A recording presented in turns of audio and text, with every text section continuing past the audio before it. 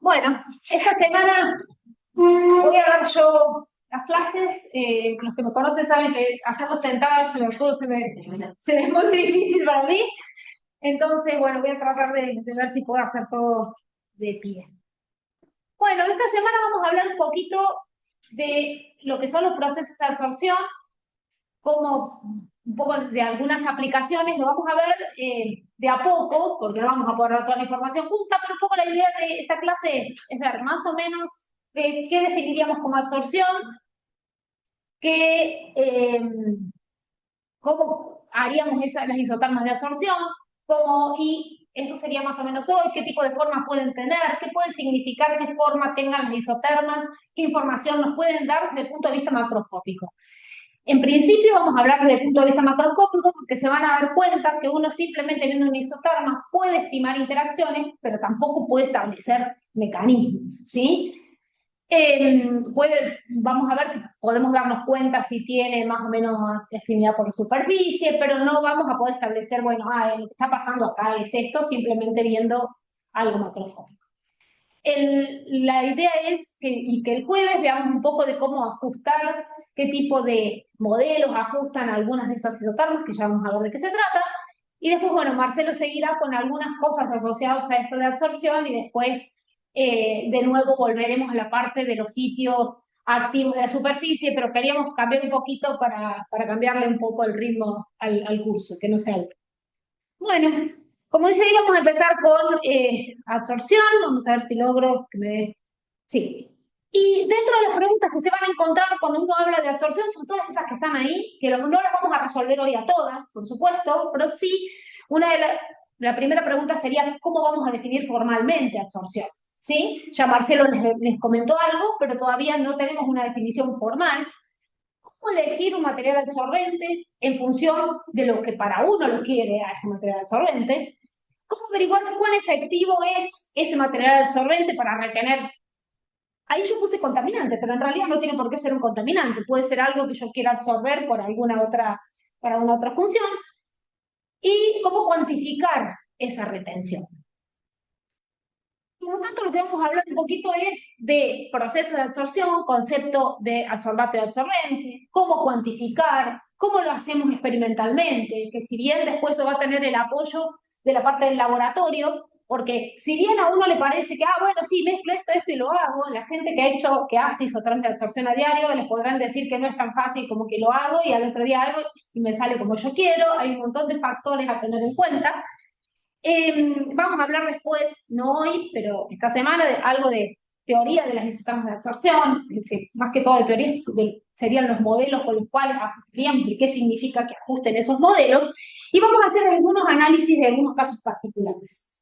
En ese análisis de casos particulares, probablemente después de esta semana, y a lo mejor, no sé si de lo que Marcelo vaya a dar la semana que viene, mi idea es darles algunos datos experimentales reales, ¿sí? Para que ustedes los hagan como tarea, ¿sí? Cómo pueden, una vez que podamos ajustar, cómo se ajustan, qué información nos da esos ajustes, bueno, lo vamos a charlar y con datos experimentales reales. Los datos están publicados, van a poder apoyarse en eso, pero por ahí lo ideal sería pensarlo por ahí o con el trabajo un poquito antes y después si quieren pueden hacerlo con eso. Entonces, me pareció importante, antes de comenzar a hablar directamente de qué es la absorción, cómo la definimos, darnos cuenta que cuando uno habla de procesos de absorción, las aplicaciones pueden ser de lo más variadas. ¿Sí? Y seguramente yo les cuento de las con las que yo estoy más familiarizada, que no significa que sean las únicas. Y una de ellas es la movilidad ambiental de los contaminantes. Los contaminantes se mueven porque en el ambiente uno de los procesos más importantes de esa movilidad son los procesos de absorción-desorción. Fundamentalmente porque, fíjense, cuando uno piensa en el suelo, tiene que pensar que el suelo está constituido tanto por agua, que uno lo suele llamar solución del suelo, por aire, pero en realidad está constituido por minerales, dentro de algunos, ya Marcelo les habló de las arcillas, vamos a hablar de los óxidos, ¿sí? Y también de la materia orgánica. Todo eso hace que sea una superficie con muchísimos sitios para los cuales las sustancias disueltas puedan movilizarse. Y hablo de contaminantes, hablo de nutrientes, cualquiera de todas esas especies. Fíjense, en el dibujo que está puesto acá, uno puede ver piensen en el suelo con minerales, con materia orgánica, acá se los ponen como muy, los minerales y la materia orgánica van a estar fundamentalmente recubiertos, mezclados, pensando en este caso en un contaminante orgánico que puede llegar a tener más afinidad por la materia orgánica de los suelos que estar en suelo. Y en realidad a veces uno piensa esos procesos de movilidad como absorción, desorción se mueve, absorción, desorción se mueve, cosa que pasa, pero en realidad se ha encontrado que muchos de esas movilidades a veces ocurren porque los contaminantes se mueven absorbidos en los coloides. Los coloides son partículas muy pequeñas, se absorben en los coloides y se transportan. Después llegan al cuerpo de agua que tienen que llegar y quizás se desorben en ese cuerpo de agua. Entonces, estudiar los procesos de absorción, por supuesto que uno puede, existen trabajos de lo más variados, hay gente que se dedica a estudiar esa movilidad y ver, bueno, dónde está no sé, por ejemplo, supongamos que puede ser un plaguicida, dónde se produce la aplicación, dónde lo encontramos, ¿sí? Y después podemos o tomar esos coloides y analizar lo que hay, o también analizarlos desde el punto de vista químico, que quizás muchos de los que estamos acá nos analizamos más esa situación de decir, bueno, por ejemplo, si fundamentalmente plaguicidas, por ejemplo, como el glifosato, se absorben sobre minerales como los como los minerales de hierro, bueno, estudiar cómo pueden ser esos procesos de absorción-desorción en los minerales de hierro, y seguramente en los suelos, como los de emisiones, se comportarán más o menos parecidos. Esa es una de las aplicaciones que, y cuando digo aplicaciones, en realidad no sé si uno llamarla aplicación, pero es una de los tópicos importantes de estudiar este tipo de sistemas. La catálisis heterogénea. Indudablemente, si uno habla de catálisis heterogénea, tiene que haber, cuando uno habla de una superficie, ay, no sé por qué, bueno, el video no me anda, pero bueno, no importa.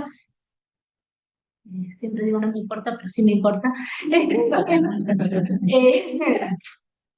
A ver si puedo hacer que me... Ya, bueno, no, está. Cuando uno piensa en una superficie, el video simulaba esto que tienen acá, ¿sí?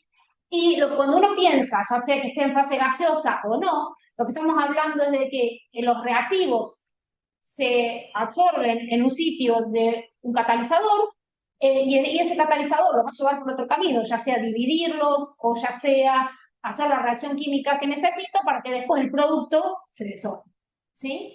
Entonces, la absorción es un tema importante cuando uno piensa en catálisis. También sí, vamos a hablar de otros tipos de aplicaciones, como pueden ser retención para, ya sea de contaminar un efluente, ya sea para un filtro. Los filtros no son más que procesos de absorción, ya sea para cuantificación o para preconcentración de un contaminante, o ya sea para detección, para diferentes tipos de detección. Fíjense, acá tenemos, a ver si lo puedo correr acá a esto, vámonos ahí, vemos acá. Fíjense, esto es una columna que puede ser que fue utilizada para preconcentración, y lo que hicimos ahí fue sintetizar un material en particular. Uno puede también, para hacer absorción, no solamente hablar de coloides, sino también sintetizar materiales. Te puede colocar los diferentes polímeros, donde esos polímeros pueden modificar la superficie del sólido o no modificar, dependiendo de lo que ellos quieran. ¿Sí? Fíjense, acá tienen materiales formados con alginato y carbón activado y arcillas y colocados en una columna de preconcentración. Y también esa columna, en lugar de hacerlo por columna, uno lo puede hacer sin necesidad de que esté en una columna, lo que nosotros llamamos en batch, es decir, en un sistema de este tipo, sin necesidad de que sea con flujo continuo. Y también otra cosa importante es que la absorción puede modificar en algunas moléculas ciertas propiedades como las espectroscópicas, ¿sí? Fíjense, en este caso, este plaguicida tiene un enlace, acá este es el plaguicida paraquat, un plaguicida bastante tóxico, que al hacer este movimiento, cuando absorbe luz, en general no irradia porque se pierde digamos, esa energía se pierde por no radiación, ¿sí? Pero cuando se lo absorbe, lo que ocurre es una rigidización y hace que fíjense, de no florecer nada, a medida que aumenta la concentración, comienza a florecer. ¿Sí? E inclusive también modifica su espectro ultravioleta. Los colorantes sufren bastante este comportamiento también. Y en función de eso uno puede usarlo para diferentes aplicaciones. Sí, en alguna manera, en alguna época con los láseres se usaban para hacer láseres de estado sólido, se estudiaba desde ese lugar. En este caso se pueden cuantificar algunas sustancias justamente por el aumento de algunas de estas propiedades. Entonces vamos a comenzar hablando de absorción sobre partículas coloidales, y todo lo que hablemos de absorción en partículas coloidales es válido para absorción en cualquier otro material, ¿sí? Lo que tenemos que tener claro entonces es que vamos a hablar de que las moléculas o iones o las sustancias que nos interesan interaccionan con una superficie, donde esa superficie pueden ser partículas coloidales o no, ¿sí? Pero en general, cuando uno hacemos esos estudios, uno los plantea para superficies coloidales, y cuando uno habla de movilidad ambiental también, ¿no?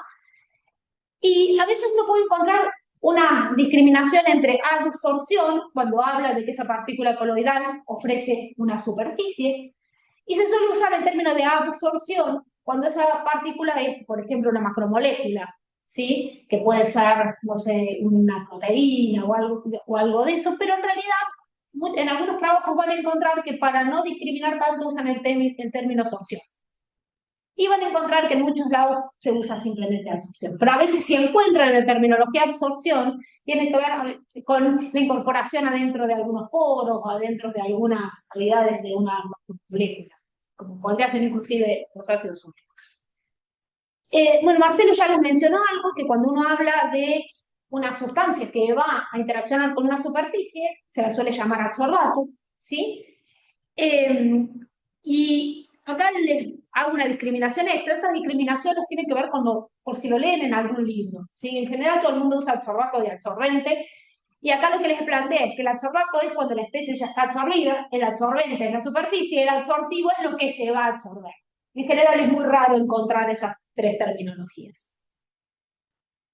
Y como les decía, Marcelo les habló de esto también, que les decía las primeras figuras donde uno ve unas partículas, una superficie, y que la absorción tiene que ver con la interacción que esas partículas tienen con la superficie.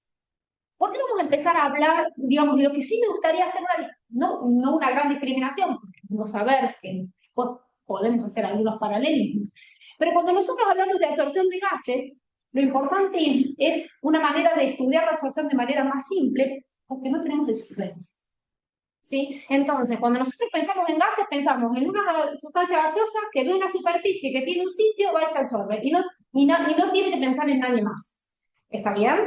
Entonces, en ese caso, solamente va a estar controlada por las interacciones adsorbato-absorbente, ¿sí? Y fíjense que las moléculas que interactúan directamente con la superficie, sí pensar que hay moléculas disolventes. Pero si nosotros pensáramos, y después lo vamos a profundizar más, pero si nosotros pensáramos en una solución, tenemos que pensar, todas estas círculos abiertos son moléculas disolventes, supongamos agua. Tenemos la superficie y tenemos la partícula que se quiere absorber, o la sustancia que queremos absorber, que es la que está en más negrito. Entonces vamos a tener muchas más moléculas de agua que van a rodear inclusive la superficie, ¿sí? Por lo tanto, uno en esos casos piensa la absorción como un intercambio, como un equilibrio. ¿Está bien? De las partículas, por ejemplo, de agua que rodean a la superficie versus las sustancias que tienen probablemente más afinidad por la superficie que esa molécula de agua. Por lo tanto, se produce un intercambio y uno lo puede analizar como un equilibrio de el soluto o el adsorbato, o la sustancia que va a absorber. Acá tenemos el solvente, los sitios y la molécula de agua, ¿sí? Agua o el solvente que quieran, y donde se produce un intercambio. Ahora ese sitio va a estar ocupado, ¿sí? O interaccionando más fuertemente con la sustancia que quiero absorber, y la molécula de agua, si es el solvente, se queda. ¿Está bien? Y en este caso también la intensidad de absorción va a depender de la naturaleza química del adsorbato y de la naturaleza química del adsorbente. Y cuando hablamos de interacciones químicas, ¿cuáles pueden ser esas interacciones químicas? O esas interacciones entre el adsorbato y la superficie, todas las que conocen ustedes. Si nosotros vamos a hablar de interacción física, pueden ser las de London, dipolo-dipolo, dipolo-inducido, dipolo-dipolo inducido, fuentes de hidrógeno, electrostática. Y cuando uno habla de interacción química, normalmente lo asocia a un enlace covalente, como puede ser un enlace de conjunción. Fíjense que acá está discriminado entre fisisorción y quimisorción. Hay mucho que vamos a ir leyendo y nos vamos a dar cuenta a medida que ponemos a leer diferentes artículos o libros asociados a esto, que a veces uno dice, bueno, pero la fisisorción es más débil, pero no se olviden que tenemos la interacción electrostática. En algunos casos la interacción electrostática es muy fuerte, ¿sí? Entonces, a veces esa discriminación de que fisisorciona, entonces la afinidad es pobre, no siempre es así. Bien. Bueno, acá es para que vean, fíjense, esto puede ser cuando nosotros hablamos de enlace covalente, podemos tener algo como esto, ¿sí? La sustancia que se va a absorber forma un enlace con la superficie. También pueden tener, fíjense en estos óxidos de hierro, con los aniones fosfatos pueden tener enlaces de este tipo o enlaces de este tipo. Eso sería un enlace covalente con la superficie, ¿sí? Y las interacciones electrostáticas uno las puede analizar si tuviésemos una arcilla negativa y sustancias cargadas positivamente, como que interaccionan directamente con esa interacción electrostática con la superficie. Sin olvidar que si yo estoy con un solvente, uno lo puede analizar como ¿no? Bien, a ver. Entonces ahora lo que nos vamos a preguntar es cómo vamos a describir ese proceso de absorción, ¿sí? Lo primero que vamos a hacer es hablar de esas isotermas de absorción, ¿sí? Que han visto que toda la gente que trabaja en absorción hace isotermas de absorción porque de alguna manera nos dan una información macroscópica de esa interacción. Vamos a comenzar viendo, como les decía recién, primero a definirla y después a ver las primeras que van a ser los tipos, cómo se clasifican y en función de eso qué información me puede dar.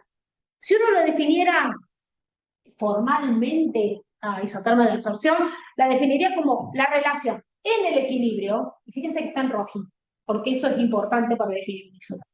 Además de que va a estar a una temperatura constante, lo importante es que va a ser una situación de equilibrio. Entre la actividad o la fugacidad de una especie que se encuentra en fase fluida, solución, con un estado gaseoso, al que vamos a llamar adsorbato, y la actividad del adsorbato. Obviamente que nosotros no medimos actividad en general, lo que experimentalmente medimos es concentración o presión, si vamos a hablar de gases. Por lo tanto, vamos a, todo esto se movía, juro que y no sé por qué no lo puedo hacer mover.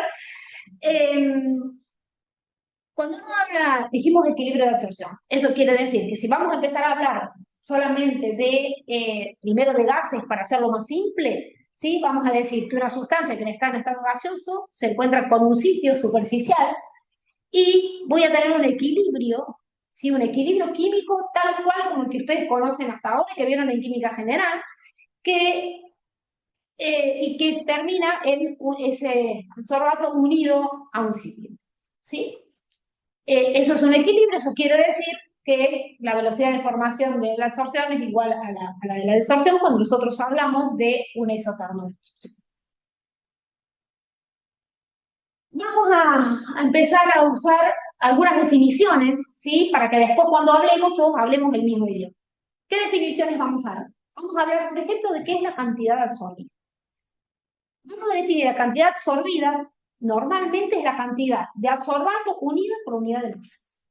¿Sí? Y en general se le pone la letra Q. En general no hay nada que nos diga que si es Q no es cantidad absorbida. Van a encontrar algunos trabajos en que le ponen X, pero en general la mayoría ahora les pone Q, a veces mayúscula o a veces minúscula. No hay ninguna convención particular en eso. ¿Cuáles son las unidades más comunes? Las pueden encontrar o en moles por gramo, con todas sus variantes, milimoles por gramo, micromoles por gramo, milimoles por gramo o por kilogramo, por unidad de masa. ¿Sí?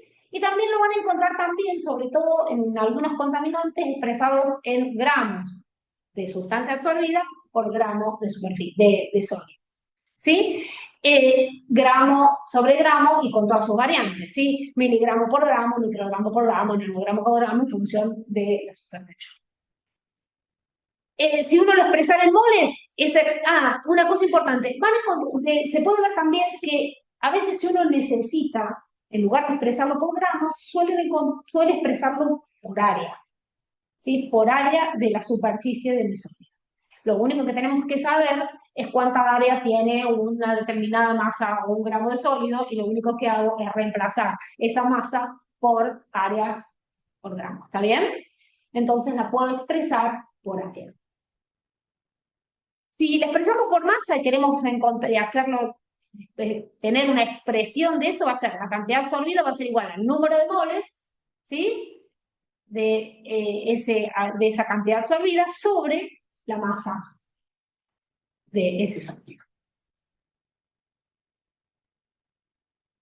Otro dato importante, porque a veces se suelen escribir las isotermas de absorción en función de cantidad absorbida, de utilizar la cantidad absorbida, se suele utilizar el grado de cobertura, ¿sí? De la superficie.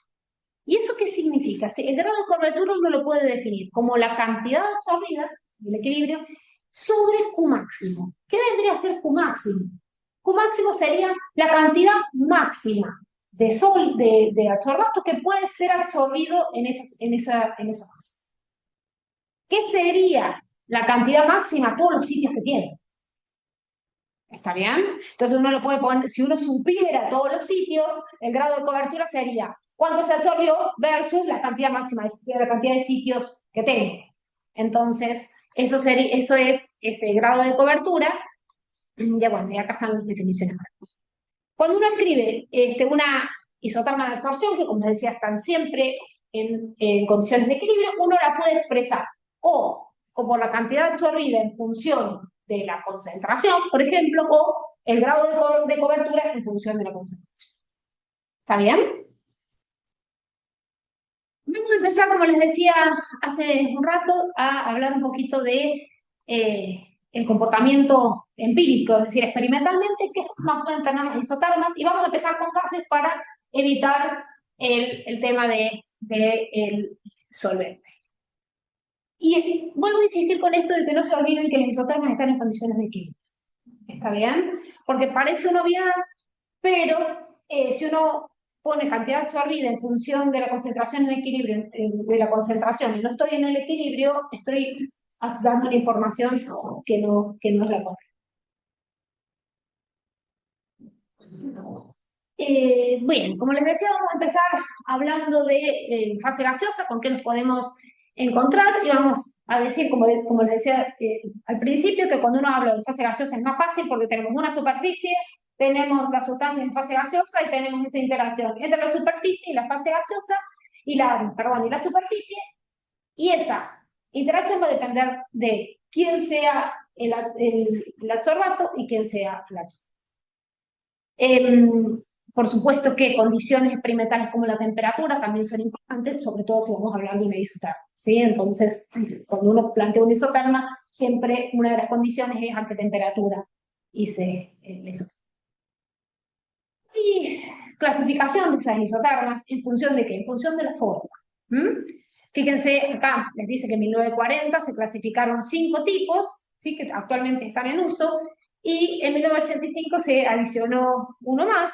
Y entonces lo que vamos a hacer es analizar empíricamente. ¿Qué quiero decir empíricamente? Bueno, esa es la forma, bueno, ¿qué información me daría algo que tiene esa forma? Entonces, una de las clasificaciones, sobre todo en las absorciones, donde el adsorbato está en fase gaseosa, es del tipo 1, 2, 3, 4, 5. La tipo 1 les dice que corresponde a una absorción de monocapa, es decir, ustedes tienen una superficie, tienen una sustancia en fase gaseosa y se comienza a absorber hasta formar una monocapa. ¿Cómo se plantearía eso en una isoterma? Acá fíjense que tenemos o cantidad absorbida o grado de cobertura. Acá no tienen unidades, no tienen números, o sea que obviamente la forma va a ser lo mismo si pongo cantidad absorbida o grado de cobertura, pero obviamente los valores y los números van a ser distintos, ¿está bien? Si Fíjense que en este caso lo que nos está diciendo es que a medida que aumenta la presión, estamos hablando de una sustancia gaseosa, a medida que aumenta la presión tengo una mayor cantidad de sustancia absorbida, ¿está bien? Y que obviamente también aumenta el grado de cobertura, ¿está? ¿Hasta cuándo? Hasta que llega a un límite, a un plató, que si se fijan, les dice que el grado de cobertura es 1. Acá les está diciendo a que llegan a cubrir todos los sitios en una montaña. ¿Está bien? Estas isotermas muchas veces uno las puede expresar o escribir en escala logarítmica. Cuando la escribe en escala logarítmica, es importante sobre todo porque permite visualizar qué es lo que pasa a bajas concentraciones. Fíjense que acá a bajas concentraciones tenemos toda esta información perdida. Si yo la escribo en una escala logarítmica, es como que amplío lo que pasa a baja concentración. ¿Está bien? Lo que sí tengo que tener en cuenta es que si mi método de cuantificación no es muy bueno, cuando yo amplío baja concentración le veo cualquier cosa. ¿Está bien? Pero si no, me da bastante información. Bien. Vamos a ver acá. Bueno, yo dije eso sin todo eso. Bueno, las tipo 2, fíjense que lo que les está planteando acá es que tienen un comienzo parecido al anterior, porque fíjense que esto que está en línea de puntos es el tita igual a 1, es decir, el grado de cobertura igual a 1, ¿bien? Les está diciendo que es como que llegara a un grado de cobertura igual a 1, pero que en lugar de permanecer y formar una monocapa, empieza a diverger. ¿Qué es esto? Pero, ¿qué significa que diverge? Fíjense que aumenta la cantidad absorbida. Lo que puede ocurrir en esos casos es que formamos bastante una monocapa, pero después empiezan a interaccionar las moléculas de adsorbato entre ellas. ¿Está bien? Entonces empezamos a formar una multiple. ¿Está? Bueno, esto es lo que se observa desde el punto de vista de si lo expresamos en escala logarítmica. Fíjense como les dice acá, al principio tenemos acá una interacción entre la molécula y la superficie, en este caso es mayor que entre molécula y molécula. ¿Por qué? Porque tenemos una monocapa, pero después empiezan a interaccionar entre ellas. Que no ocurre siempre eso, ¿no? Y el tipo 3, fíjense que directamente es como que divergiera, no logramos formar nunca una monocapa, ¿sí? Tenemos una interacción muy fuerte entre las moléculas entre ellas, ¿sí? Y la tipo 4, fíjense, como que tenemos una monocapa, aumenta la cantidad absorbida y volvemos a tener otra fase como si cubriéramos otra superficie. Fíjense que en este caso es como si tuviéramos una superficie que también tuviera poros, entonces si se fijan acá estamos completando algo y en estos poros también cuando estamos hablando de sustancias gaseosas también pueden condensar, ¿sí? Entonces es que produce ese tipo de formas. La tipo 5 es parecida, nada más que lo único que no tiene es parecida estamos acá, a esta, nada más que acá al comienzo no tenemos una forma donde tengamos una formación de una parecida a una principio.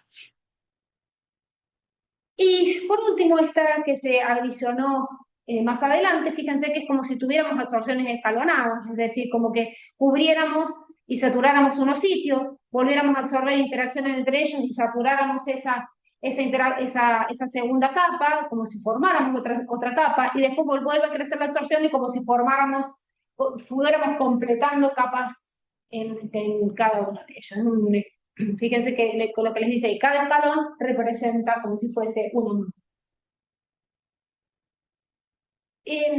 Con eso más o menos ya tenemos una idea de las formas que pueden tener y fíjense que nosotros podemos tener acá al principio como que no satura, si seguimos satura, y cuando digo satura todos los sitios quiere decir que llegamos a completar la monocapa, ¿sí? Después podemos tener que se absorban entre las partículas hasta volver a formar alguna otra monocapa y terminar. Como dijimos al principio, en fase gaseosa, en fase acuosa, ahora vamos a hablar de que tenemos un equilibrio no solamente de interacción con la superficie, sino de un equilibrio de intercambio con las moléculas del sol. Obviamente para solución también hay una clasificación para esto que está relacionada con la clasificación que utilizamos para gases, ¿sí? O para superficies gaseosas. Estas clasificaciones ya se hicieron en el 74, se agregaron algo, se modificaron en el 2001, acá están los artículos originales, por si los quieren encontrar. Hay un montón de reviews donde les hablan de esta clasificación, pero esos son los artículos originales donde esas clasificaciones aparecen. Lo que sí no tenemos que perder de vista, como les decía recién, que si este es el adsorbato, tenemos el sitio superficial con una determinada molécula de solvente que está en equilibrio con el desplazamiento de esa molécula de solvente y la interacción de ese adsorbato sobre ese sitio. ¿Sí? Bien. Cuando nosotros hablamos de las isotermas de absorción en solución, ¿cómo las vamos a escribir? Como la cantidad absorbida en función de la concentración de equilibrio. ¿Sí? Y vuelvo a insistir, no se olviden de que siempre es en el equilibrio. Como les decía hace un rato, formalmente no están definidas como actividad, pero en realidad experimentalmente nosotros lo que medimos es concentración.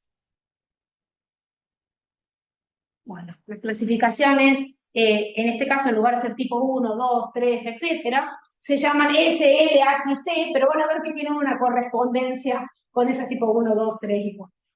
Y esto se lo planteo porque en muchos trabajos cuando uno está leyendo dice, bueno, digamos, coincide con la tipo L de la clasificación de no sé cuánto, y en realidad esas clasificaciones no tienen que ver más con que, bueno, sí, fíjense, podemos tener la cantidad absorbida en función de la concentración en equilibrio, podemos tener una situación en la que casi un mecanismo de partición. Y después vamos a ver que este mecanismo de partición en realidad uno lo puede encontrar a todas las concentraciones bajas de cualquiera de las isotermas. A concentración baja, casi siempre voy a tener una recta. ¿Está bien? Ahora, cuando comienza a aumentar la concentración, es donde realmente veo cuál es el comportamiento macroscópico de esa torsión. ¿Sí? Por eso les decía, fíjense, acá yo tengo un comportamiento donde puedo sacar inclusive con el cómo es hablando una por una, pero si yo me redujera a este pedacito del isoterma, a este pedacito del isoterma o a este pedacito del isoterma, también tengo una red. ¿Sí? Y vamos a tener, esas son las tipo C, que solamente se llaman de partición. Las de tipo L, fíjense, donde, no sé si la pendiente, no sé si voy a poder escribir ahora, ¿no? A ver si puedo escribir acá, si se fijan, si me deja, esto lo renuevo. Bueno, no me deja, así que no cabe nada. Sí, sí.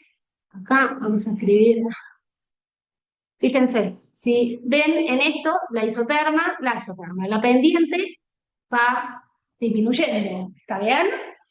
La pendiente va disminuyendo y podemos tener situaciones en donde esa pendiente va disminuyendo hasta que llega a un plató, y otra en que, si se fijan, disminuye diferente y no llega a un plató. Pero ojo, que todo depende a qué concentraciones lleguemos. Y eso es bastante, ya después vamos a ir viendo en la medida que desarrollemos el curso, que uno lee un trabajo y dice, bueno, no, hasta acá no se llegó a un plató. Pero probablemente, si hubiera llegado al doble de concentración, en algún momento llegaba. O no, pero voy a que a veces el comportamiento reducido al espacio donde yo estoy trabajando, siempre es conveniente decir, bueno, en las condiciones, en el resto de concentraciones que estoy trabajando, encuentro esto. ¿Está bien? Porque si no, igual ya vamos a hablar de la cantidad absorbida, que a veces si uno mira esta parte, si se fijan, la cantidad absorbida acá es menor que acá. Pero si uno está trabajando en estas concentraciones, la cantidad absorbida en este sólido va a ser diferente que en este sólido. ¿Está bien? Entonces a veces hay que tener cuidado cuando uno hace ese tipo de comparación. Después tenemos la isoterma H, que tiene una fuerte afinidad por el absorbente, eso se muestra acá. Fíjense que acá tenemos concentraciones en el equilibrio casi cero, eso quiere decir que está todo absorbido. ¿Sí? La isoterma tipo H es una isoterma L, donde la afinidad del adsorbato por el adsorbente es muy grande. Y tienen otras de este estilo donde normalmente lo que decimos acá es que el absorbente tiene poca afinidad por la superficie, pero probablemente después que se absorbe una parte, empieza a ser sinérgica la absorción, ¿sí? Y entonces empiezan a interaccionar entre ellos. Vamos a ver cada uno en particular. Fíjense, esto es para que vean que tienen algunas asociaciones con la del tipo 1, 2, 3, 4, no más que eso.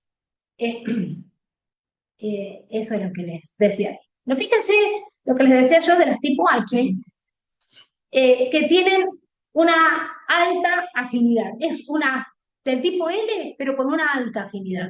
Si se fijan, no, acá, si uno la describiera hasta acá, dice no llega a completar la monocapa. Pero si lleguemos a concentraciones más altas, probablemente sí complete la monocapa.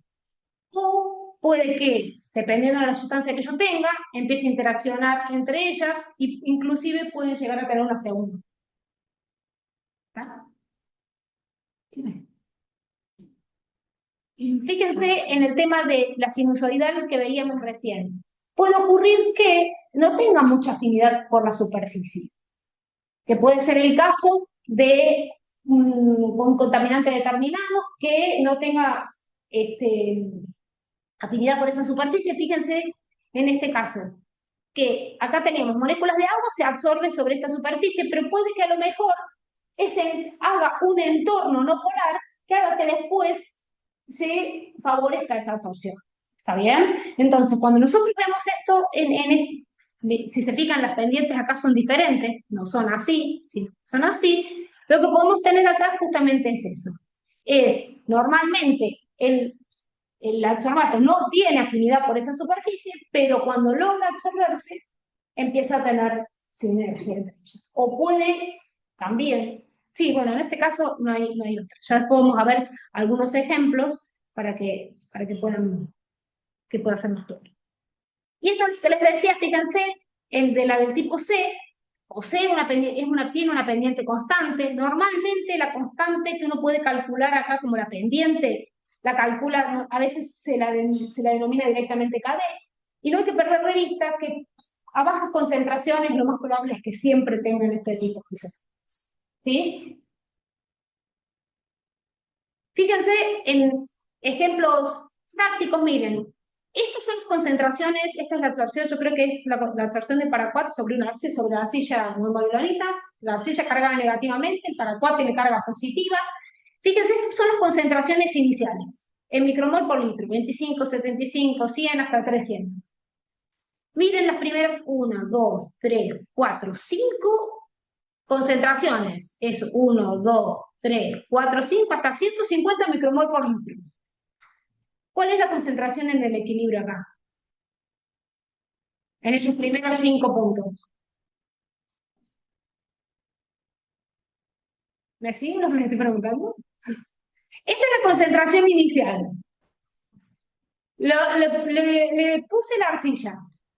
Hice la isoterma. Yo diría que la... Hay cantidad absorbida y la concentración en el equilibrio. ¿Está bien? En los primeros 5 puntos, se absorbe fíjense. la concentración inicial. ¿Perdón? Juan José, de nuevo. Perdón, hiciste la pregunta. Sí, no sé si se escucha. Sí, la concentración inicial es la cantidad absorbida porque se absorbe todo. Exactamente, en el equilibrio tengo casi 0. Si en el equilibrio tengo casi 0, quiere decir que el equilibrio está todo desplazado hacia la absorción. ¿Está bien? Quiere decir que, fíjense, cuando tenemos una isoterma tipo H, estamos diciendo que la afinidad por la superficie es tan grande que fíjense que en las primeros 5 o 6 concentraciones iniciales, después que se produjo la absorción, no me quedó nada. ¿Está bien? Eso quiere decir que la concentración en el equilibrio sea tan pequeña. ¿Se entendió? ¿Sí? Entonces, por supuesto, después que empieza a aumentar la concentración, ya empieza a saturar los sitios de absorción, por lo tanto, en ese caso, ya siempre me va a quedar algo en el sistema. ¿Está bien? Casi que en las H uno puede pensar como que se absorbiera el infinito, ¿no? Entre comillas lo estoy diciendo. Bien. Ahora, fíjense en este caso. Acá tenemos surfactantes catiónicos sobre arcillas. Si uno las ve, fíjense que también tienen, si uno lo viera, ve una gran afinidad donde la concentración, los primeros puntos, las concentraciones en el equilibrio son casi cero también. Fíjense que cuando lo expresan en logarítmica, podemos saber qué es lo que pasa acá. ¿Está bien? Y en este caso particular de los surfactantes, lo que uno va a tener, por lo cual está teniendo, a ver, vamos a ver si vemos esto, o lo podemos plumar. Lo que vamos a tener acá es una superficie, vamos a tener el surfactante que se va a absorber, ¿está bien? ¿Sí? Supongamos que la superficie es negativa y esto es positivo, y vamos a decir que en esa primera forma la monocapa, casi la monocapa, donde se absorbe hasta acá. Pero después empiezan a tener sinergia entre las colas de los surfactantes. Por lo tanto, ustedes van a tener en estos casos cosas por el estilo. ¿Está bien? Que de hecho, si uno analiza con movilidad electroforética, que ya vamos a ver qué información nos da y que nos da una idea de la carga de esa partícula, vamos a ver que la carga se invierte. ¿Está bien? Y entonces acá volvemos a tener que aumenta la cantidad absorbida justamente porque estamos pasando esa luz. ¿Está bien? Vamos a ver si vamos. Perfecto. Fíjense, acá tenemos otros ejemplos. Fíjense, en este caso es la absorción de glifosato sobre diatita, que es un óxido de hierro. Y miren que a medida que aumenta la cantidad, absorción de glifosato en diferentes cantidades de ácidos úmicos, ¿ver? Donde estamos, a medida que aumenta la cantidad de ácido úmico, disminuye la absorción de glifosato. Si ahí estamos hablando de otro tipo, es decir, el glifosato tiene mucha afinidad por los óxidos. A medida que esos sitios están ocupados por sustancias como la materia orgánica, que en este caso podemos hablar, cuando hablamos de sustancias úmicas, me está reduciendo los sitios de absorción.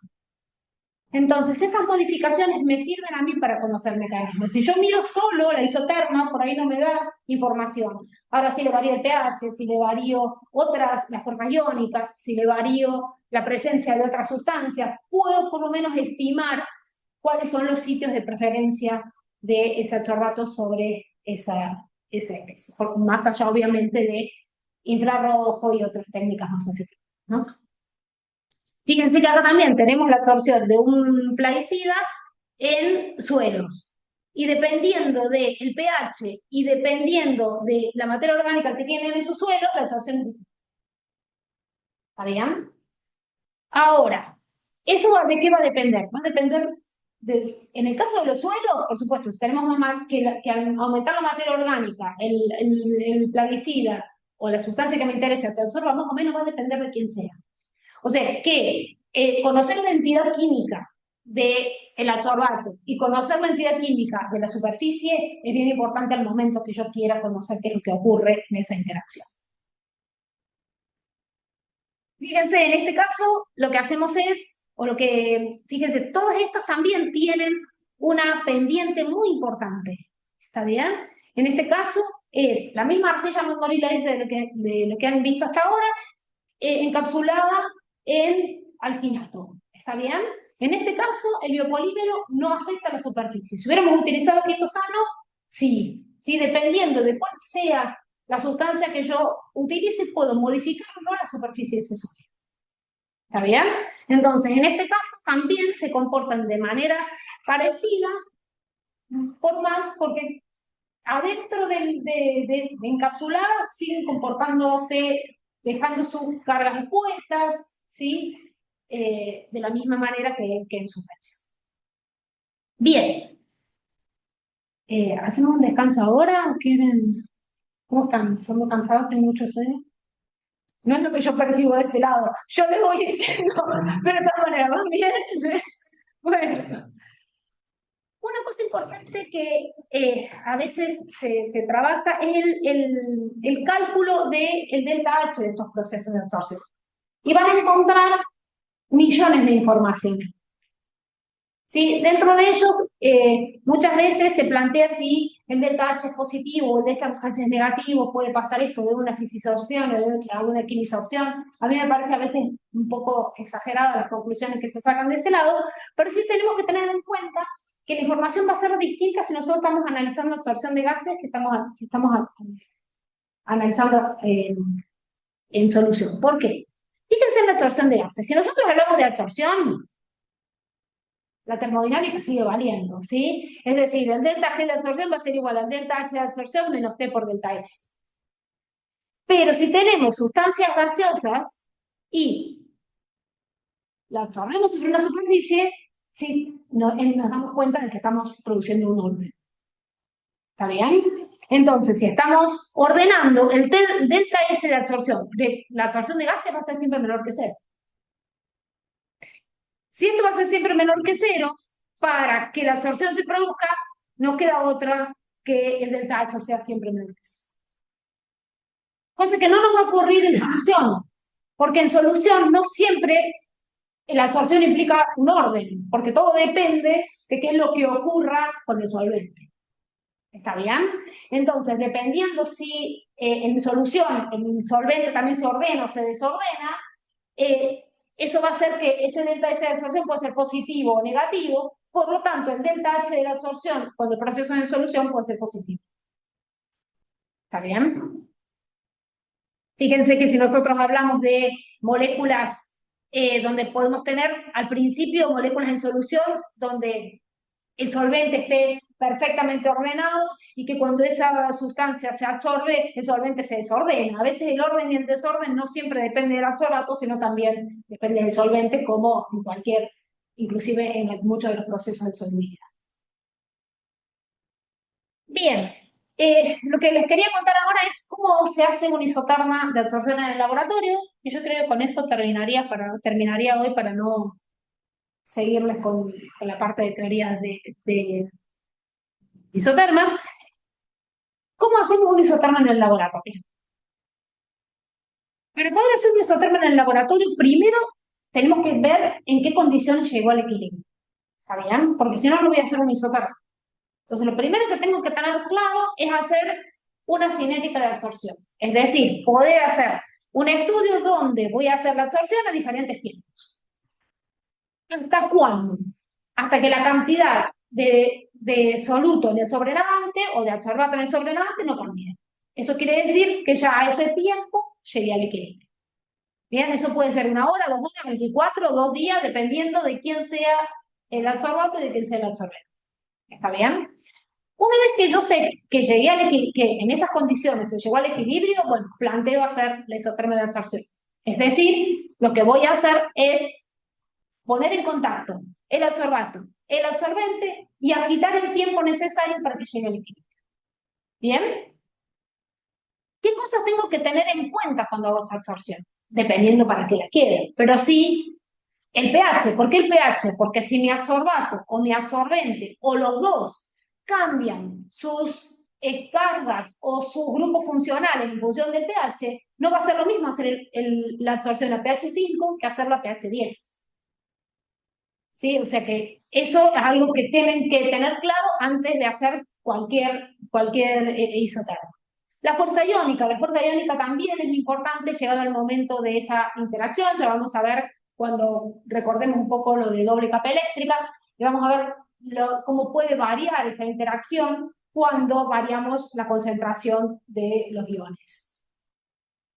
Y dependiendo también de quién sea el absorbante y quién sea el absorbato, ¿sí? Eso no se lo tienen que olvidar. Y en estos casos, fíjense, la información que vamos a tener casi siempre, como les decía recién, es macroscópica. Yo no puedo saber con esto el mecanismo de absorción, simplemente mirando eso. Lo primero que tenemos que tener claro es agitar, cuál es el tiempo que tenemos que agitar.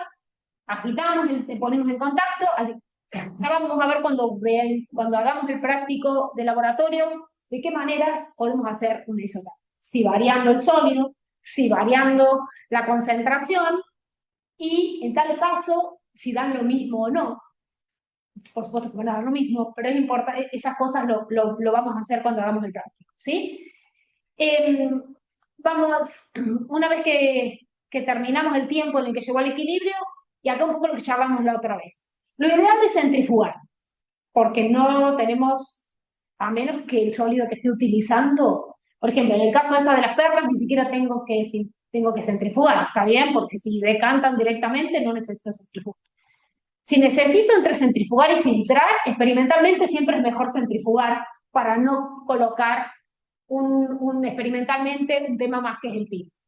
Si centrifugando no es suficiente, voy a filtrar. Si voy a filtrar, lo que tengo que ver es que mi absorbato no se quede absorbido en el filtro. ¿Está bien? Entonces, eso es un detalle a tener en cuenta, porque después me parece que se absorbe muchísimo y resulta que lo que ocurre es que el filtro se está quedando con el absorbato. Si es un colorante no hay problema porque yo lo veo, pero si no es un colorante, no puedo saber. Primero tengo que hacer la prueba de que el filtro que estoy usando no retenga esa sustancia. Una vez que hice eso, me voy al sobrenadante y una vez que tengo el sobrenadante lo cuantifico en función de la sustancia que yo tenga, UV, HPLC, lo que sea y lo que utilice para cuantificar. Una vez que hice eso, ¿cómo hago los cálculos? ¿Sí? Los cálculos, lo que yo tengo que pensar es, en general, los cálculos uno los hace analizando cuánto disminuyó la concentración en el sólido. ¿Bien? Excepto que uno tenga casos excepcionales en los que pueda cuantificar qué es lo que se va absorbiendo en la superficie. ¿Está bien? Fíjense que, estamos muy lejos, acá no comienza, me di cuenta de ponerlo acá, pero si uno estuviera trabajando en este caso, ¿no? Muy adelante, en este caso donde aumenta la fluorescencia, al aumentar la cantidad absorbida, ¿está bien? Quizás yo pueda saber, mirando el sobrenada, mirando la cantidad absorbida, cuánto está directamente ahí. Puedo hacerlo por una TR con infrarrojo, por ejemplo. Puedo mirar qué es lo que está absorbido. Pero si el sistema con el que estoy trabajando, bueno, ahora voy a tener que ir hasta allá, no me permite determinar cuánto tengo absorbido, no me va a quedar otra que ver cuánto disminuyó el sobrenada. ¿Sí? Por lo tanto, voy a tener que tener en cuenta cuál es el número de moles iniciales, ¿está bien? ¿Cuál es el número de... el número de moles en el equilibrio es lo que yo voy a cuantificar, ¿está bien? Hice los iniciales, está bien, los puedo cuantificar, pero para poder saber cuánto se absorbió, necesito saber cuánto me quedó en el equilibrio. Entonces voy a centrifugar, sacar, mirar y ver cuánto tengo en el equilibrio. Una vez que tengo eso, sé cuánto tengo inicialmente, cuánto tengo en el equilibrio, puedo saber el número de moles. Ahora, ese número de moles tengo que tener claro que está en ese volumen, ¿está bien? Y con esa cantidad de sólido absorbido. Entonces, en función de eso, si yo quiero saber la cantidad de moles por gramo, ¿sí? Voy a tener que después decir, bueno, ahí tenía tantos gramos, cuánto... Y eso, como les decía, este es el número de moles iniciales, esto va a ser el número de moles de equilibrio y ahí voy a poder sacar los números de moles. Una vez que haga eso, ahí voy a poder construir las isotermas tal cual las tenemos construidas acá. Es decir, vamos a poder construir la cantidad absorbida en función de la concentración del equilibrio. Y eso me va a dar eso. ¿Está? Entonces, de la forma ahí simple como está, yo voy a ver si tiene mucha afinidad o poca por la superficie, porque la voy a ver si tiene esta situación va a tener más afinidad, si tiene esta situación va a tener menos afinidad, si es así no va a tener casi nada de afinidad. Si sigue acá, voy a ver si después que se logró absorber, esa sustancia logró hacer sinergia con las moléculas que estaban en solución y hacer mayor absorción.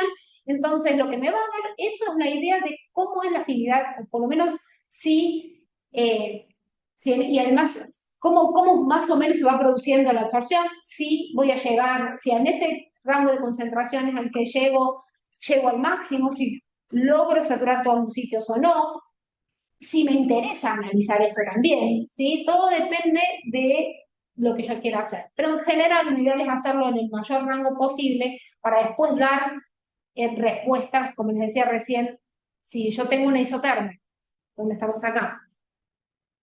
Ay, Si yo en lugar de tener eso, tengo, ¿dónde estamos acá?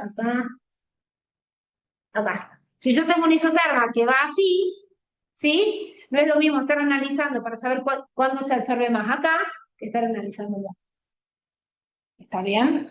Entonces, a veces cuando uno dice que se le absorbió el 30% y el 40%, todo depende en dónde esté y en qué situación. ¿Está bien? Bien, con esto yo terminaría para no darles ahora todos los modelos, porque si no se les va dejando la cabeza así.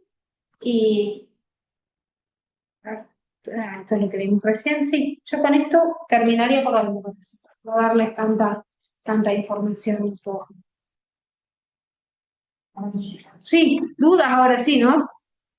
Es que no sé, creo que no. La Sí. próxima cantidad absorbida se determina con los isotermos también. Sí, si vos, a ver, si vos lograste, para que no sé por qué, déjame que te ponga. Descartar ahí los Anda. matones que hiciste. ¿Cómo? Ay, no, Eso te pregunto. puesto los mantuve. Claro. Me fui de ahí, ¿no? Sí, para que ya comparto eso y te digo cómo.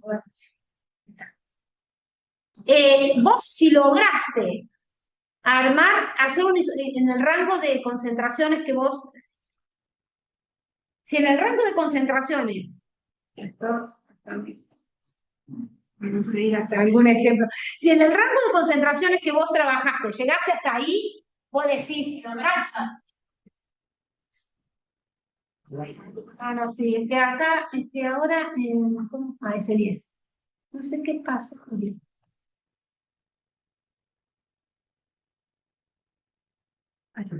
Si en el rango de concentraciones que vos estás trabajando, llegaste hasta ahí, vos podés decir, bueno, sí, llegó un plató e hice muchísimas y llegó hasta ahí, yo voy a decir, bueno, estoy cumpliendo todos los ciclos.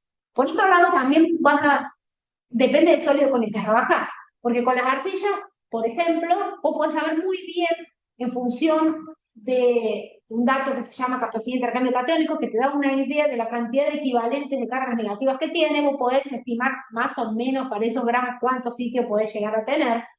Entonces, eso te daría la cantidad máxima. Ahora, si vos estás en una situación como no quiere, bueno, La presentación. claro, hice clic y no reconoce que estoy acá. Vamos a ver ahí. No, eso es. Ahí, por ejemplo, si vos llegás a estar, ¿verdad? No sé qué pasó porque antes lo directamente se enganchaba y ahora no. Duplicar.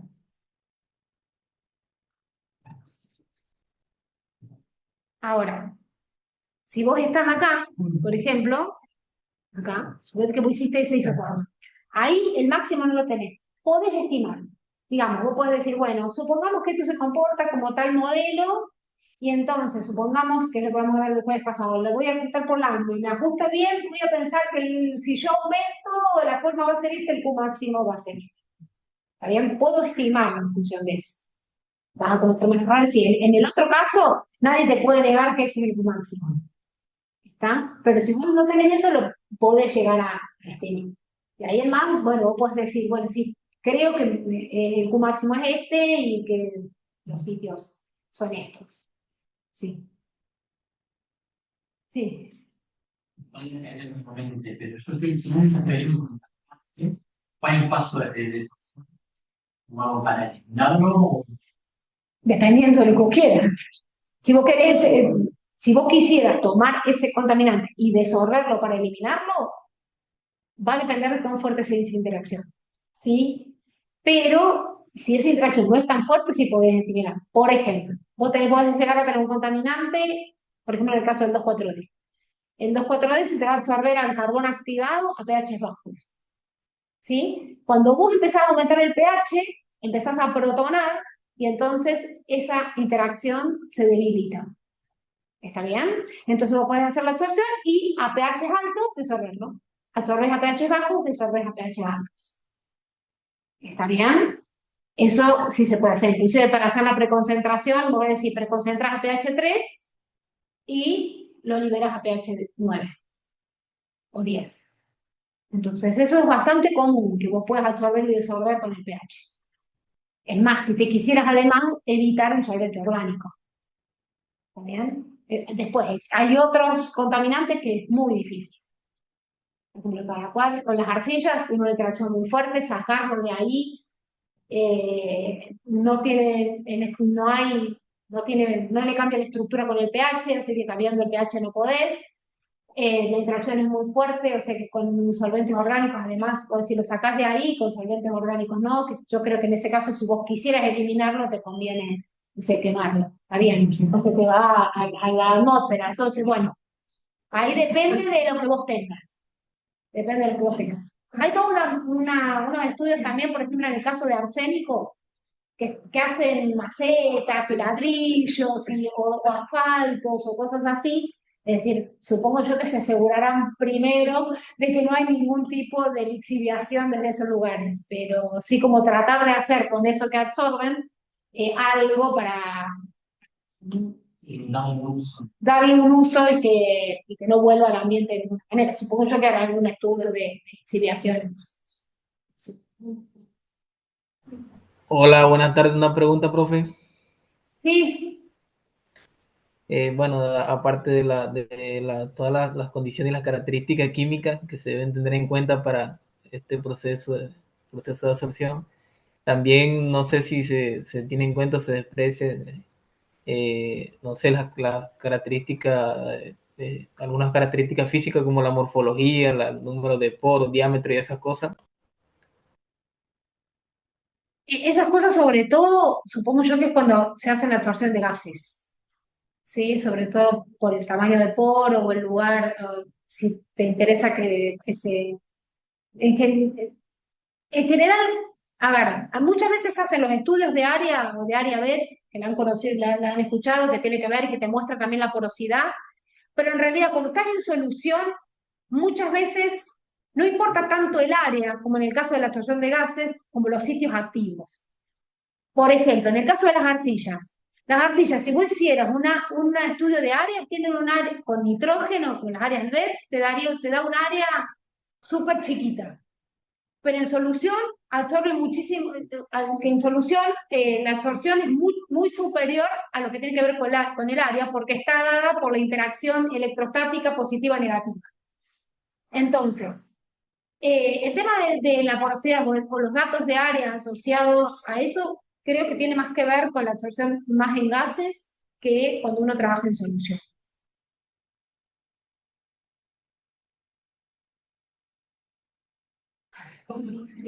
¿Estamos? ¿Te queda alguna otra duda o te quedaste regulando? ¿Está bien? Y está, pero no. Gracias, ¿todo bien? Sí, claro. ¿Te puedo hacer una consulta yo? Sí, Vinculado con la pregunta de recién, entonces, ¿cómo haces para estimar el área superficial de un sólido en solución, digamos? vuelvo a decir, depende del sólido que tengas, pero por ejemplo, en el caso de las arcillas, a veces se les absorbe, la podés hacer con la absorción de azul de metileno, por ejemplo, que es un colorante que se le conoce. Es más, vos podés conocer el área para él. Suponete que vos tuvieras una molécula como azul de metileno, que le conoces el área. ¿Está bien? Porque conocer la estructura molecular y le conoces el área. Entonces vos haces la absorción y te fijas cuando llega al máximo de absorción y ahí, en función del tamaño de la molécula, podés conocer el área. ¿Está bien? Perfecto, perfecto. O al revés, suponete, una vez que vos ya conocés el área de ese tipo de absorción, podés conocer el tamaño de la molécula, pero en general esas cosas se pueden hacer, sobre todo, como te decía, con las arcillas es bastante común, porque si vos sacás el área, al no tener prácticamente, no son un poco porosas, tienen un área que vos dirías este absorbente no me sirve para nada, pero para todo lo que tiene que ver con para moléculas catiónicas es muy buen absorbente. Y eso a veces cuando uno encuentra las relaciones en áreas tiene que ser cuidadoso porque a veces vos decís, bueno, tiene un área grande o un área chica y está bien, todo depende para absorber qué.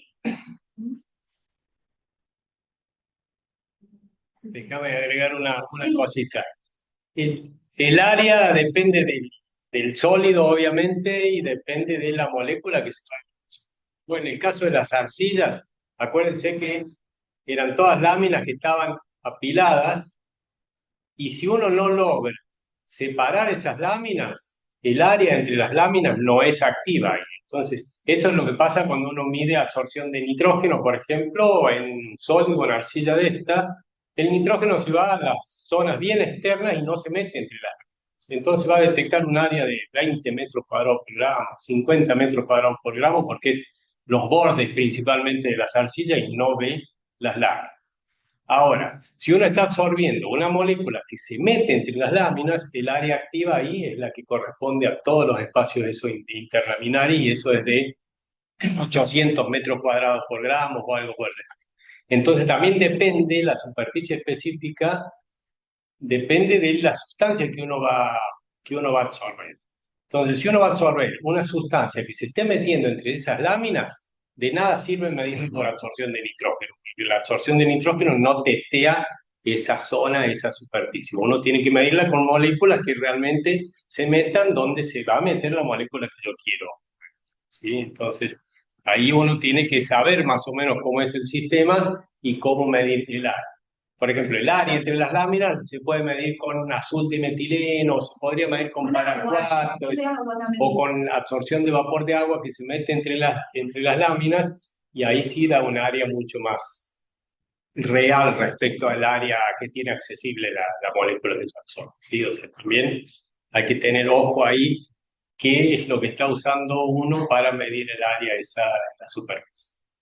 Vale, hago la aclaración que muchas veces cuando uno trabaja con esos sistemas donde no necesariamente necesita el área vez, no la mide, el revisor del artículo te dice que la midas y la medís. ¿Está bien? La medís y le pones, estos son los valores, pero no necesariamente es algo que uno ha hecho originalmente para ver esa interacción. Sí, a veces pasa y bueno, uno pone los datos que a veces les piden. A veces es un dato extra, pero no hace a la conclusión. Eso dependía del tipo de arcilla, ¿no? ¿Cómo? Eso dependía del tipo de arcilla. Del tipo de arcilla. Algunas sí se pueden separar y ofrecen toda la superficie esa, y hay otras que no, que quedan apiladas, y lo único que puedes acceder, unas moléculas pueden acceder es más que nada a los bordes y la superficie de la última laminita y de la última laminita de acá abajo. Todas las intermedias, ahí en el medio del sándwich no entra una molécula. Entonces el área real ahí está bien medirla con nitrógeno, porque el nitrógeno accede a eso. Si vos querés medir el área real de la zona interlaminar, tenés que medirla con moléculas que sepas que se meten ahí, moléculas de agua, por ejemplo, o cationes. Entonces, bueno, lo mismo que para sistemas porosos o no. Quizás uno esté con un sistema muy poroso, con microporos o poros muy chiquitos, y bueno, uno si mide el área con moléculas chiquitas que se meten en esos poros, va a tener un área específica muy alta.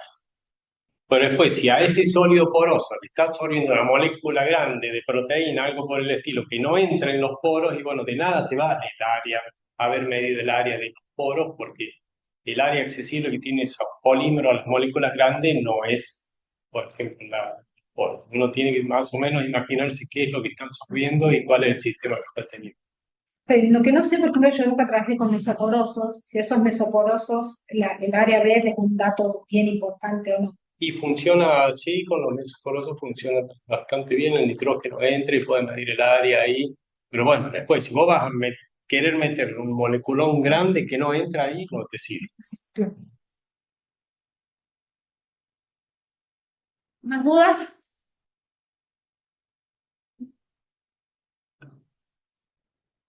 De sodio, el experimento ve una cantidad de partículas menor a las que pusimos, ¿sí? Y quiere decir que están apiladas de A2 o de A3, y en promedio por partícula hay 1,2, 1,7 láminas. En cambio, si el catión es calcio, ya cada partícula que ve el experimento está formado por entre 4 y 7 láminas. ¿Sí? Y si hubiésemos puesto, seguro que no han podido medir aluminio más 3 o hierro más 3 como cationes acá, se le apiló tanto que se le debe haber formado un ovodoc, que así que se le fue, y seguro que no han podido medir ese tipo de cosas. Y yo les había contado de los hidróxidos dobles laminares. Bueno, los hidróxidos dobles laminares son el negativo de las arcillas. Los hidróxidos dobles laminares son el negativo de las arcillas. Las arcillas tienen cargas estructurales negativas e intercambian cationes. Los hidróxidos dobles laminares, ¿se acuerdan que yo les conté que derivaban de la estructura de la brusita, que era hidróxido de aluminio? Eran todas láminas también. Es un empaquetamiento compacto de octaedros, empaquetamiento compacto de oxidrilo, están todos en disposición octaédrica y los huecos están ocupados por magnesios más 2. Pero de vez en cuando hay sustituciones isomórficas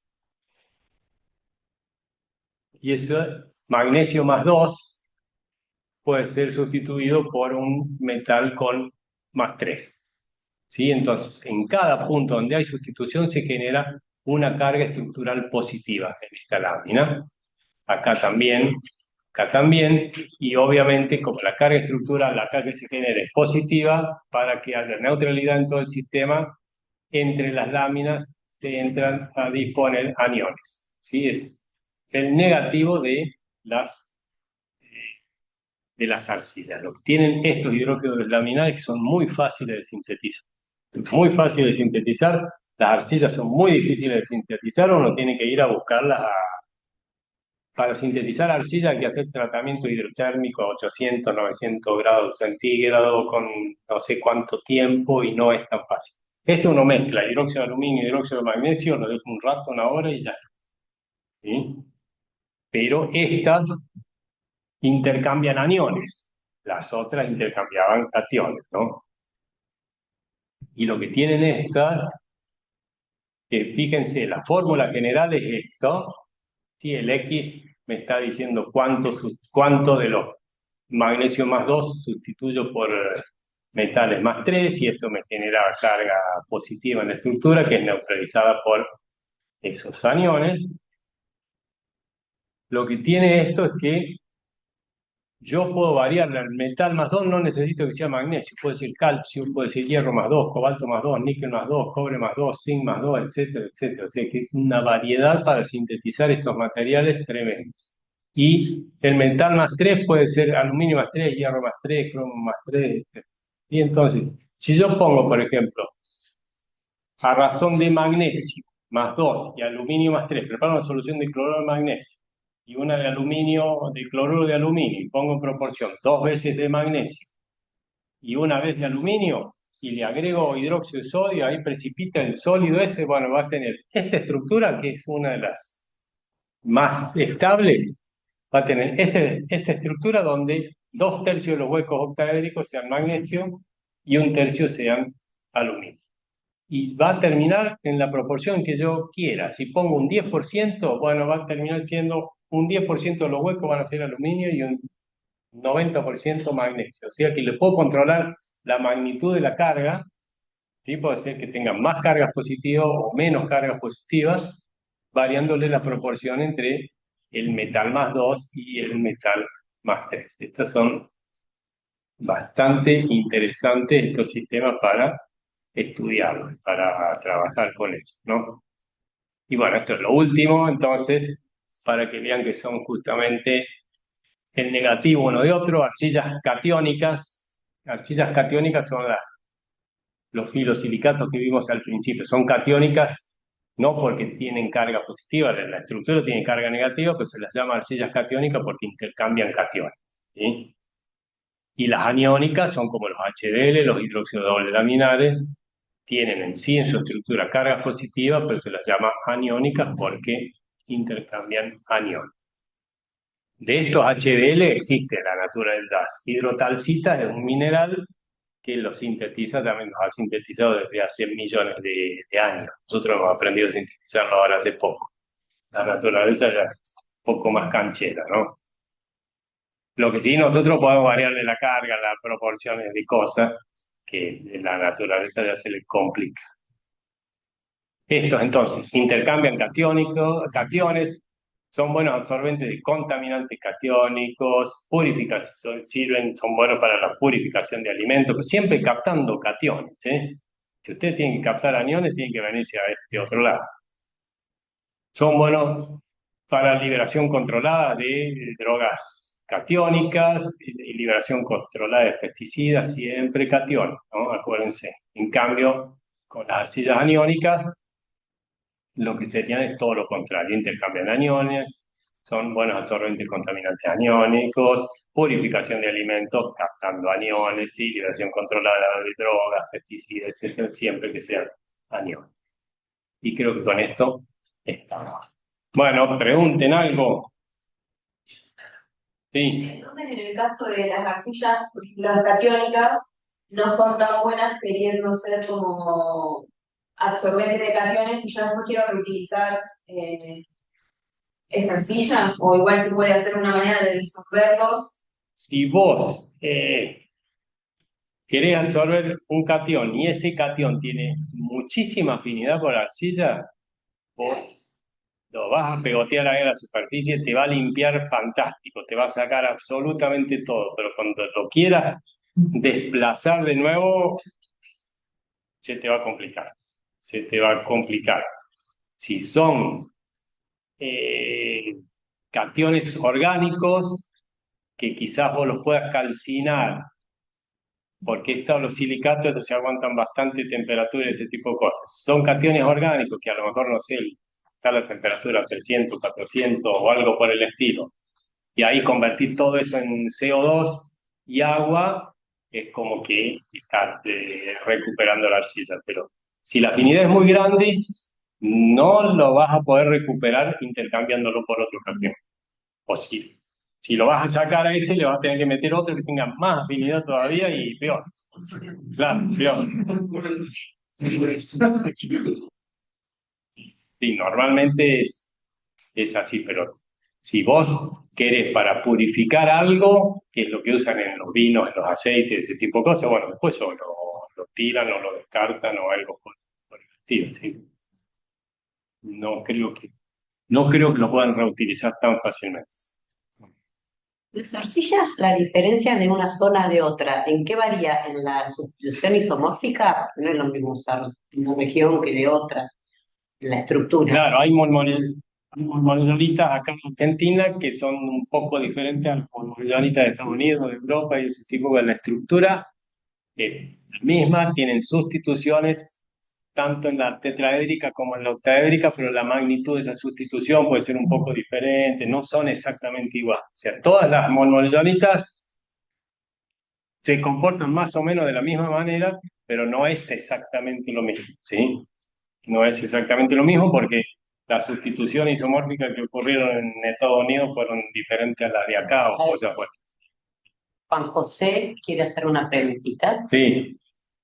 ¿Qué tal? Le quería hacer una pregunta. ¿Las láminas suelen tener una carga o pueden ser eléctricamente neutras?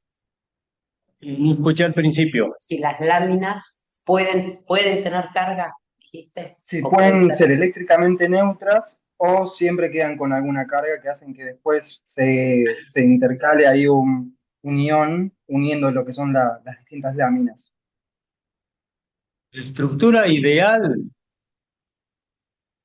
la neutra, que es esta, la pirofilita, sí, la que yo les mostré acá, esta de la pirofilita, esa es la estructura ideal, perfecta, pero es solo ideal en la mente nuestra, ¿sí?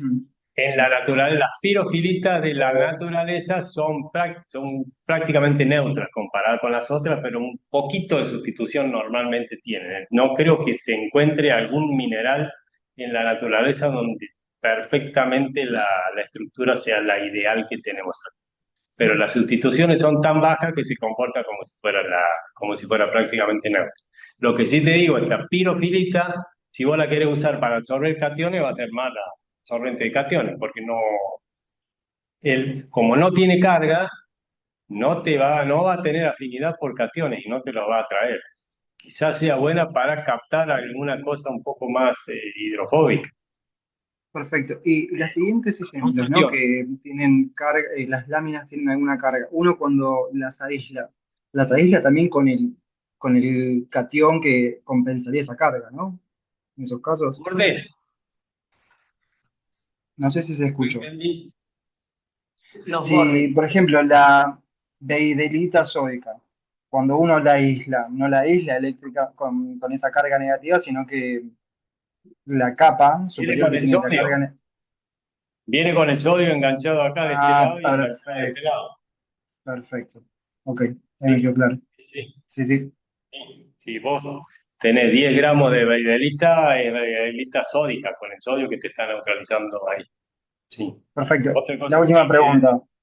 sí, Usted mencionó que había había dos tipos de superposición de, de capas que generaban las 1,1 y las 2,1.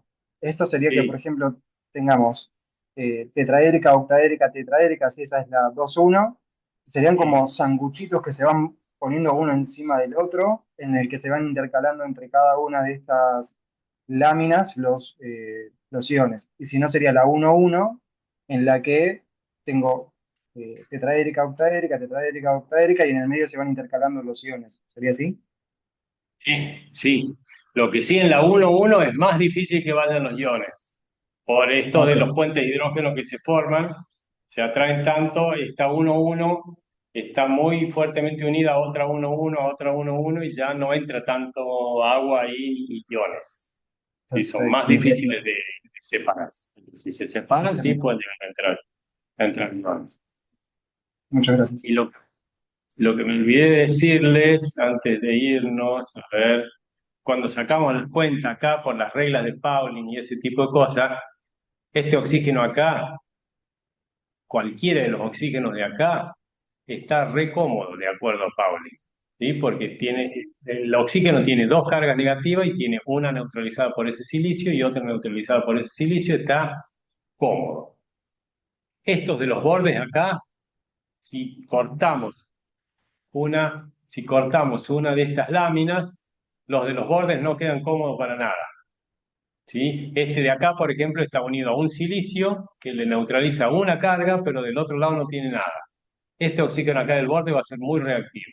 Este de acá también, este de acá también y este de acá también. Si los bordes de las arcillas son muy reactivos. El problema que tienen es que la proporción de bordes que tenemos respecto a lo otro es 5% o algo por el estilo, o mucho menos, pero esos son muy reactivos y estos ya van a ver que tienen tendencia a protonarse, desprotonarse. Los bordes se pueden cargar positivamente si se protonan mucho, se cargan negativamente si se desprotonan mucho. La carga eléctrica de los bordes después es lo que va a influir en cómo se apilan las láminas. Todas las láminas uno puede considerar que tienen todas cargas negativas en los planos basales que se llaman, y dependiendo del pH vamos a tener los bordes con cargas positivas o con cargas negativas. Eso puede hacer que se apilen como si fueran como es las pilas de cartas del naipe cuando uno juega así, borde con cara, borde con cara, y eso hace que gelifique mucho y justamente tus cosas forman geles en ciertas condiciones que se lo usa, por ejemplo, en los pozos de petróleo como lubricante para hacer las perforaciones y ese tipo de cosas, porque forman pasta. Bueno, son las pastas de la arcilla con la cerámica y ese tipo de cosas, ¿sí? Se unen principalmente de esta manera primero, ¿sí? Forman un gel bien maleable, bien moldeable, y eso porque los bordes son bien, bien reactivos también. Pero para la hora de absorber, nosotros deberíamos tratar de usar los planos basales, porque es lo que ofrece mucha más superficie. ¿Estamos? Bueno, más preguntas.